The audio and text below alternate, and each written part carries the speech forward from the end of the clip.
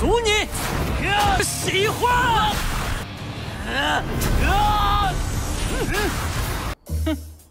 算了，本座根基深厚。师兄，我已经夺下来啦。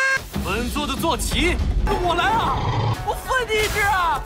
也和你们拼了！你以为？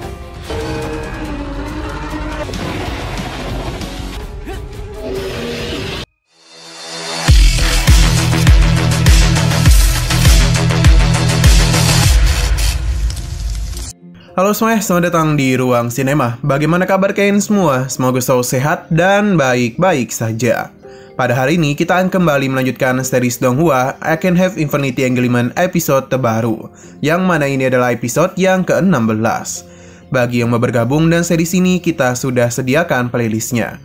Jadi kalian bisa dengan mudah mencari di mana episode awal dari series ini. Tapi sebelum kita mulai episode terbarunya, kita akan melihat dulu apa saja yang telah terjadi pada episode sebelumnya, tepatnya pada episode 15. Kemarin Xiaoyun benar-benar murka dan kematian Liu Nanshan, jadi dia pun langsung saja melancarkan serangan kepada para murid Tanah Suci Taichu yang sedang berusaha melindungi Lei Chen. Dengan kekuatan Xiaoyun, tidak ada yang bisa menghentikan amukannya. Bahkan para murid ini bisa dirinya kalahkan dengan begitu mudah. Sayang sekali Lei Chen itu berhasil lepas dari kejaran Abang Xiaoyun. Setelah memakamkan Liu Nanshan, Xiaoyun dan juga Lin Xiaoya pun ingin memasuki sarang naga. Namun mereka dihentikan oleh seorang pria bernama Zhao Zi. Kedatangannya kemari tentu tidak bukan adalah untuk bertarung dengannya. Dalam pertarungan itu terlihat jelas kalau Zhao Zi itu mampu mengimbangi Xiaoyun. Ini bahkan membuat Xiaoyun terkejut.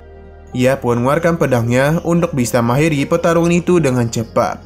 Namun tak kenapa semakin Zhao Zi terdesak, semakin kuat juga ia dalam pertarungan.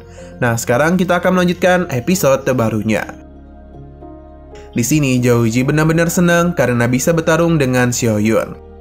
Untuk Xiaoyun sendiri memuji kekuatan yang Zhao Zi miliki. Mendengar dia yang terus ngebacot membuat Xiaoyun cukup kesal. Karena apa yang Zhao Zi katakan tidak sebanding dengan kekuatan yang ia miliki.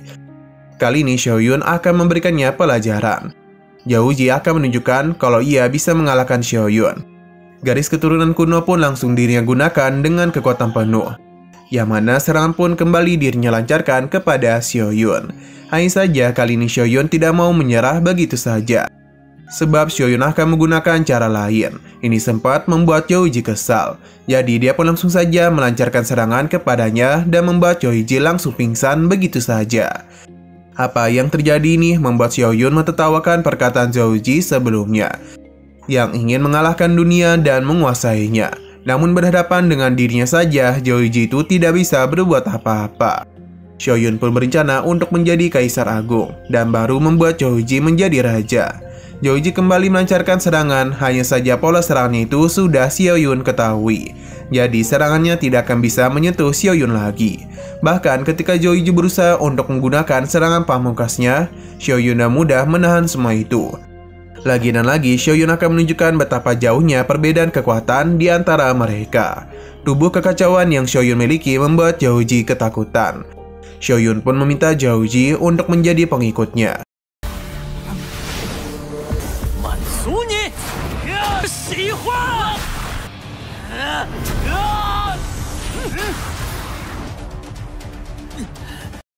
Pertarungan seru ini sangatlah dinikmati oleh Lin Xiaoya, terlebih lagi seniornya itu sedang unggul. Zhao Zi memang tidak bisa mengimbangi Xiaoyun, namun meskipun begitu ia tidak niatan untuk berhenti menyerang dan terus-menerus melakukan penyerangan kepadanya tanpa peduli sudah berapa kali Xiaoyun mendaratkan tinjuan dan tendangan manja kepadanya. Lin Xiaoya meminta Zhao Zi untuk menyerah saja, karena bagaimanapun ia tidak akan bisa mengalahkan seniornya. Tapi Zhao Zi tidaklah peduli dengan apa yang dia katakan, sebab dirinya tidak akan pernah menyerah sekalipun. Karena ia tidak kunjung menyerah, Xiaoyun akan membuatnya merasakan kalau mimpinya menjadi seorang penguasa dunia harus berhenti di sini. Serangan yang Xiaoyun lancarkan menciptakan ledakan yang begitu besar. Untungnya itu tidak mendarat di pipi Zhao Zi, sebab Xiaoyun ingin memberikan kesempatan kepadanya.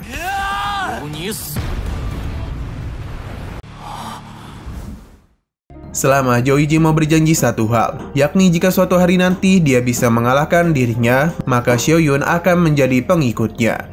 Tapi Joiji menganggap kalau semua itu tidak akan pernah terjadi.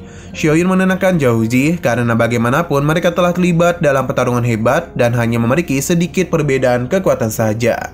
Namun Joiji tidaklah membenarkan hal tersebut.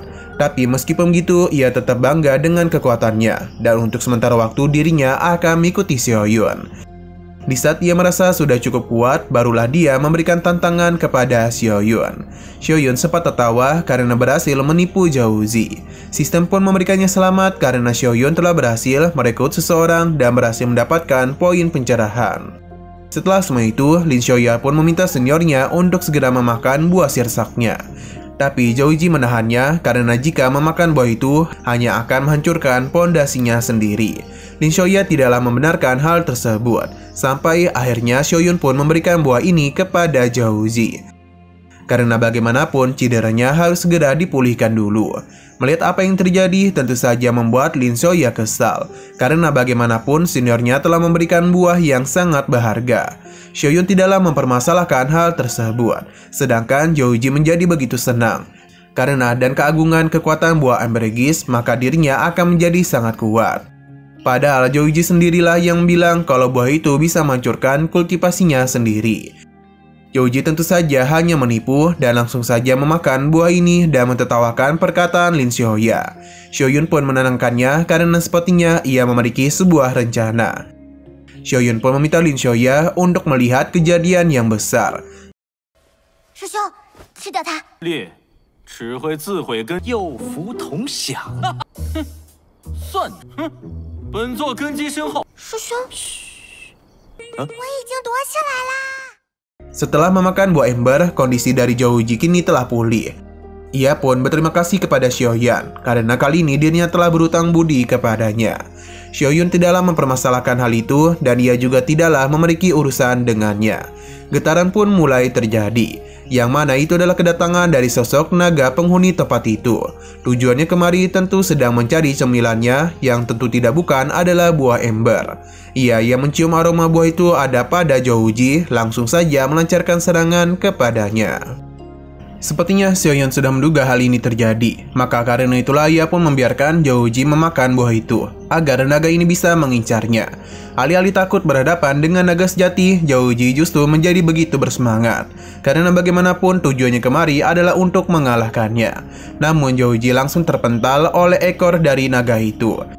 Seperti biasa, Joiji ini tidak akan menyerah begitu saja. Dirinya pun akan kembali melancarkan serangan kepadanya. Hanya saja ia kembali dikejutkan dan sosok naga lainnya yang juga muncul di situ. Alhasil, Joiji harus berhadapan dengan dua naga sekaligus. Ia pun meminta bantuan kepada Xiaoyun. Akan tetapi, Xiaoyun sudah lebih dulu pergi dan menyerahkan kedua naga itu kepadanya.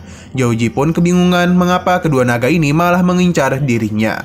Ia pun memohon kepada Xiaoyun untuk dibantu, dan sebagai bayarannya ia akan memberikan satu peninggalan naga sejati.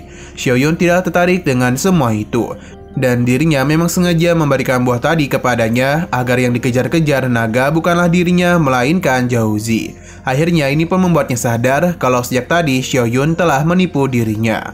Joiji tidaklah punya pilihan lain selain bertarung dengan para naga itu, sedangkan Xiaoyun lagi menunggangi naga kuning. 本座的坐骑，我来啊！我分你一只啊！也和你们拼了！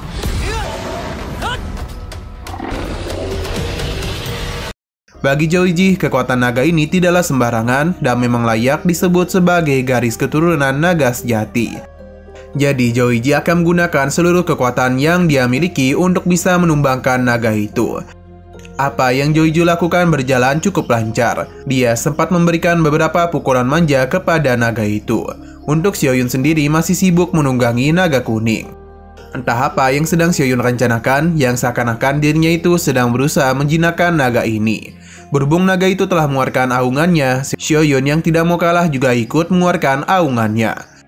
Suara yang dia keluarkan pun membuat naga ini menderita. Kembali kepada Zhouzi yang kewalahan menghadapi naga itu. Akan tetapi dirinya tidak niatan untuk mengalah dan kembali bangkit agar bisa menumbangkan naga itu. Semakin sulit lawan yang ia hadapi, maka semakin bersemangat juga Zhouzi. Di saat naga ini hendak kembali melancarkan serangan, Xiaoyun pun tiba dan langsung saja melancarkan serangan kepada naga itu. Ini pun membuatnya meninggoy.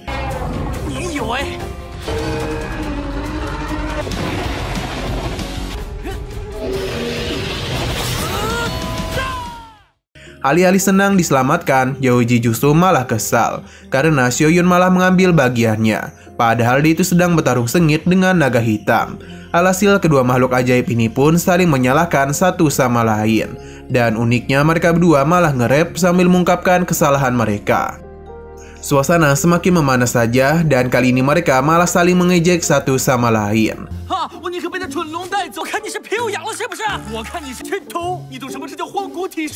Oke, sekian dulu pada video kali ini. Untuk video selanjutnya akan segera hadir.